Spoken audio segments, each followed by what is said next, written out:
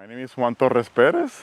I work at the NASA Ames Research Center in the Earth Sciences Division, the Biospheric branch. And my title is I'm a research scientist, and I am the PI of OCEANOS. And OCEANOS stands for Ocean Community Engagement and Awareness with NASA Observations and Science for Hispanic Latino students. One of the biggest changes that we have seen in terms of climate change and the impacts in coral reefs is the increase in sea surface temperatures. And as we have seen in the news, we are literally going through one of probably the fourth global coral bleaching event that has been happening in the last few years, and that has affected many of the coral species in the Caribbean and many other parts in the world. And once the coral gets bleached, eventually a lot of these colonies die. Once they die, they get covered by filamentous algae, and there's no way back. That affects the whole ecosystem in terms of the fisheries. That is probably one of the biggest climate-related factors that have affected coral reefs. Also, maybe some of the coral diseases are also triggered by these changes related to climate. There's several invasive species that have been affecting the coral reefs, at least in the past 2 decades, and some of them even more recently. The introduction of lionfishes in the Caribbean has devastated some of the most important fish populations, like groupers and snappers and others, which are predators in the ocean. And that affects the whole food web. There's a number of different invasive seagrass species and also some other invertebrates as well that are literally colonizing all the areas that used to be covered by corals and the local seagrass species and others.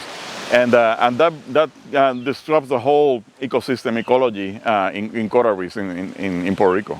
Many of them are a consequence of human introduction. Most of the species that are invasive are from the Pacific, actually. A lot of times they come in the ballast water of ships, of cargo ships, as they go through the Panama Canal, and eventually they get into the Caribbean. They dump the waters in the Caribbean, and some of the waters maybe some of the spores, some of the larvae and such are in there, small organisms, and then they find a new place to stay and reproduce. In the case of some other species, like let's say sargassum, for instance, it's probably related to climate change as well, the increase in sea surface temperatures, the changes in currents and such, and it's something that's still being studied by a lot of scientists in the Caribbean and also in the Atlantic, and we're still trying to find ways of knowing whether it's actually related to climate change or some other factors. Why is it important, a program like OCEANOS, and particularly in Puerto Rico? When you look at the statistics in the U.S., particularly among the minorities,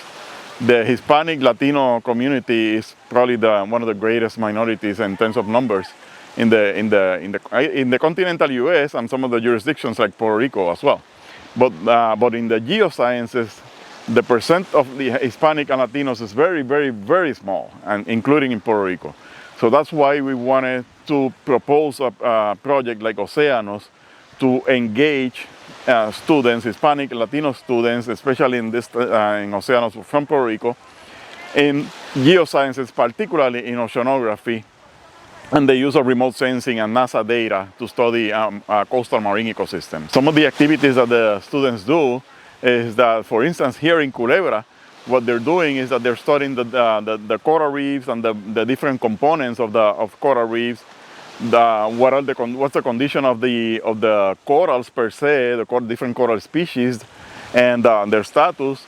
Also, they're doing beach profiles as well to measure how the beaches, whether they have shrunk or not through time. One of the other things that they're doing is that they're measuring water quality on all these different sites in Culebra and also in La Palguera on the southwest in Puerto Rico, so they can compare the water quality in both on the east of Puerto Rico and also on the southwest. Something rewarding is, one of the first things is to see their faces. When they finish the program, and this year, when they go through the different experiences, and you see how they're learning, you see how they get engaged, how they participate in all the different activities, and sometimes I would say most of the evenings, even at night, late at night, they're still working with the data, and they want to continue working with the data.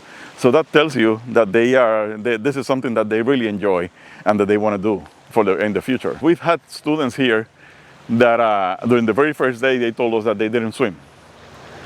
And we brought them to the water in the first week. We gave them some pointers. We talked to them about the security in the water and safety in the water as well. And we brought them with us, started giving them some techniques as well. And now, even 3 weeks, less than 3 weeks after, they're diving. They're literally diving in the water, collecting data, and doing everything. That for us, that's a win-win situation. A challenge for us is more on the logistics of bringing a lot of students, in particularly to the Southwest and also to Culebra. These are two of the main touristic sites in Puerto Rico, both of them. So, for instance, in terms of finding a place for them to stay, and also in the case of Culebra, we have to buy the tickets, the ferry tickets to bring them into the island as well, the transportation and all of that.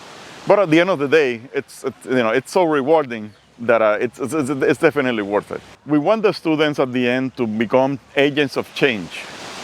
That means that they can pass on to their communities, their families, their brothers and sisters and fathers and all their relatives, their schools also, all the knowledge that they gain through this whole month. And eventually they get some others enthusiastic about not only engaging in activities like this, but also in preserving the ocean. We have some of the most beautiful coral reefs in the Caribbean here, and they've been suffering from a lot of different climate-related and also anthropogenic activities. So if we get them to tell the others that we need to preserve this, and then they follow the same steps, that for us it's also a win-win situation.